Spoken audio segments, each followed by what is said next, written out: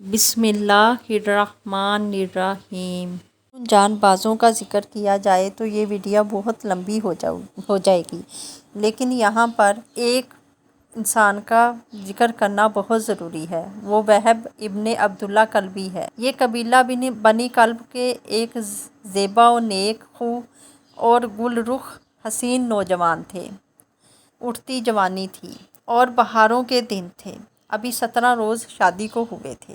ان کی والدہ ان کے پاس روتی ہوئی پہنچیں۔ وہ ایک بیوہ عورت تھیں جن کی ساری کمائی اور گھر کا چراغ صرف یہی ایک نوجوان تھا۔ اس مشفق ماں نے اپنے بیٹے کے گلے میں باہیں ڈال کر رونا شروع کر دیا۔ بیٹا حیرت میں آ کر ماں سے دریافت کرتا ہے کہ مادر محترمہ، رنج و ملال کا سبب کیا ہے؟ میں نے اپنی عمر میں کبھی آپ کی نافرمانی نہیں کی اور نہ ہی آئندہ کر سکتا ہوں۔ آپ کی اطاعت و فرما برداری فرض ہے۔ میں آپ کا مطیع اور فرما بردار ہوں۔ آپ کے دل کو کیا صدمہ پہنچا ہے اور آپ کو کس غم نے رلایا ہے؟ میری پیاری ماں، میں آپ کے حکم پر جان فدا کرنے کو تیار ہوں۔ آپ غمگین نہ ہوں۔ اکلوتے سعادت مند بیٹے کی یہ گفتگو سن کر ماں اور چیخ کر رونے لگی اور کہنے لگی، اے فرزند، میری آنکھوں کا نور، دل کا سرور تو ہی ہے، اور اے میرے گھر کے چراغ اور میرے باغ کے پھول، میں نے اپنی جان گھلا گھلا کر تیری جوانی کی بہار پائی ہے۔ تو ہی میرے دل کا قرار ہے، تو ہی میری جان کا چین ہے۔ میں تجھ سے ایک لمحے کی جدائی برداشت نہیں کر سکتی۔ اے جان مادر، میں نے تجھے اپنا خون جگر پلایا ہے۔ آج مصطفیٰ صلی اللہ علیہ وآلہ وسلم کا جگر گوشہ خاتون جنت کا نونہال دشت کربلا میں مبتلائے مصیبت و جفا ہے۔ پیارے بیٹے، کیا تجھ سے ہو سکتا ہے کہ تو اپنا خون اس پر نثار کر دے اور اپنی جان اس کے قدموں میں قربان کر ڈالے؟ اس بے غیرت زندگی پر ہزار تف ہے کہ ہم زندہ رہیں اور سید عالم صلی اللہ علیہ وآلہ وسلم کا لاڈلا ظلم و جفا کے ساتھ شہید کیا جائے۔ اگر تجھے میری محبتیں کچھ یاد ہوں تو پھر تو ان کو یاد کرتا ہوا جا اور حسین رضی اللہ تعالیٰ عنہ کے سر پر صدقہ ہو جا۔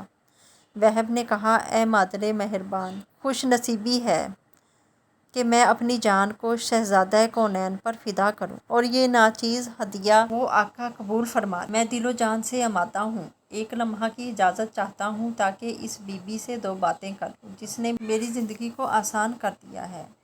ماں نے کہا، بیٹے، عورتیں ناقص العقل ہوتی ہیں، مبادا تو اس کی باتوں میں آ جائے اور یہ سعادت سرمدی تیرے ہاتھوں سے جاتی رہے۔ وہب نے کہا، پیاری ماں، امام حسین رضی اللہ تعالیٰ عنہ کی محبت کی گرہ دل میں ایسی مضبوط لگی ہے کہ اس کو کوئی نہیں کھول سکتا، اور اس کی جانثاری کا نقش دل پر اسی طرح جاگزین ہوا ہے جو دنیا کے کسی بھی پانی سے نہیں دھویا جا سکتا۔ یہ کہہ کر بی بی کی طرف آیا اور اسے خبر دی کہ فرزند رسول صلی اللہ علیہ وآلہ وسلم میدان کربلا میں بے یار و مددگار ہیں اور غداروں نے ان پر نرغہ کیا ہے۔ میری تمنا ہے کہ ان پر جان نثار کروں۔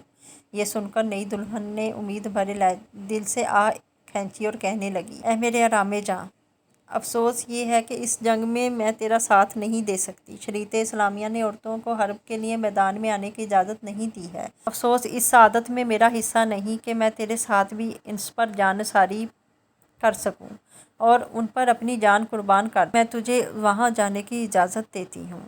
یہ نوجوان اپنی اس نیک بی بی اور برگزیدہ ماں کو لے کر فرزند رسول صلی اللہ علیہ وآلہ وسلم کی خدمت میں حاضر ہوا۔ دلہن نے عرض کیا، یا ابن رسول صلی اللہ علیہ وآلہ وسلم، میرا یہ نوجوان شوہر حضور پر جان ساری کی تمنا رکھتا ہے اور میں نہایت بے کس ہوں، اور نہ میری ماں ہے، نہ باپ، نہ کوئی بھائی، نہ ایسے قریبی رشتہ دار جو میری کچھ خبر گیری کر سکے۔ التجا یہ ہے کہ عرصہ گاہے محشر میں میرے اس شوہر سے جدائی نہ ہو اور دنیا میں مجھے غریب کو آپ کے اہل بیت اپنی کنیزوں میں رکھیں اور آخری عمر کا حصہ آپ کی پاک بیویوں کی خدمت میں گزاروں۔ حضرت امام رضی اللہ تعالیٰ عنہ کے سامنے یہ تمام عہد ہو گئے اور وہب نے عرض کر دیا کہ اے امام رضی اللہ تعالیٰ عنہ، اگر حضور سید عالم صلی اللہ علیہ وآلہ وسلم کی شفاعت سے مجھے جنت ملی تو میں عرض کروں گا کہ یہ بی بی میرے ساتھ رہے، اور میں نے اس سے عہد کیا ہے۔ وہب اجازت چاہ کر میدان میں چل دیا۔ لشکر اعداء نے دیکھا کہ گھوڑے پر ایک ماہر سوار ہے اور اجل ناگہانی کی طرح دشمن پر طاقت لا رہا ہے۔ ہاتھ میں نیزہ ہے، دوش پر سپر ہے اور دل ہلا دینے والی آواز کے ساتھ رجز پڑتا ہوا آ رہا ہے۔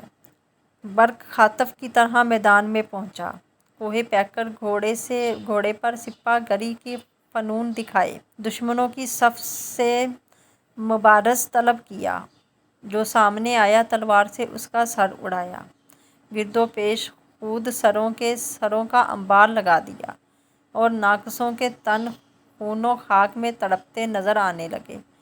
یکبارگی گھوڑے کی باگ موڑ دی اور ماں کے پاس آ کر عرض کیا کہ اے مادر مشفقہ، تو مجھ سے راضی ہوئی، اور بیوی کی طرف جا کر اس کے سر پر ہاتھ رکھا جو بے قرار رو رہی تھی، اور اس کو صبر دلایا کہ اس کی زبان نہال کہتی تھی۔ اتنے میں ادا کی طرف سے آواز آئی کہ کیا کوئی مبارز ہے؟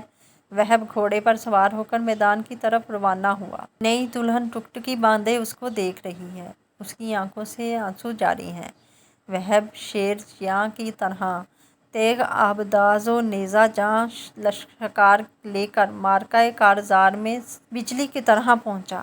اس وقت میدان میں دشمنوں کی طرف سے ایک مشہور بہادر اور نامدار سوار حکم بن طفیل غرور سے نبرد آزمائی کی، اور وہب نے اس پر ایک حملہ میں اس کو نیزہ پر اٹھا کر اس طرح زمین پر دے مارا کہ ہڈیاں چکنا چور ہو اور دونوں لشکروں میں شور مچ گیا اور مبارزوں میں ہمت مقابلہ نہ رہی۔ وہب گھوڑا دوڑاتا قلبِ دشمن پر پہنچا، جو بھی مقابلے والا سامنے آتا اس کو نیزہ کی نوک پر اٹھا کر خاک پر پٹک دیتا، یہاں تک کہ نیزہ پارا پارا ہو گیا۔ تلوار میان سے نکالی اور تیغ زنوں کی گردنیں اڑا کر خاک میں ملا دیں۔ جب دشمن اس جنگ سے تنگ آ گئے تو عمر بن سعد نے حکم دیا کہ لوگ اس کے گرد ہجوم کر کے حملہ کر دیں اور ہر طرف سے یکبارگی ہاتھ چھوڑیں۔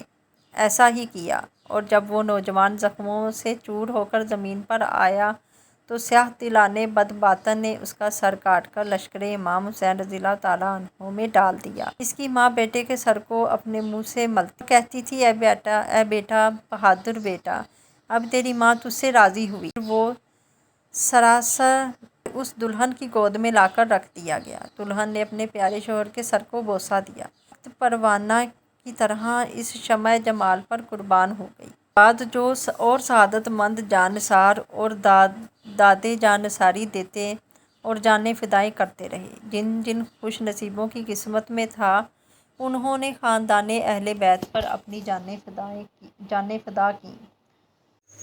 اگر آپ مزید اس طرح کی ویڈیوز دیکھنا چاہتے ہیں تو ہمارے چینل کو سبسکرائب کریں۔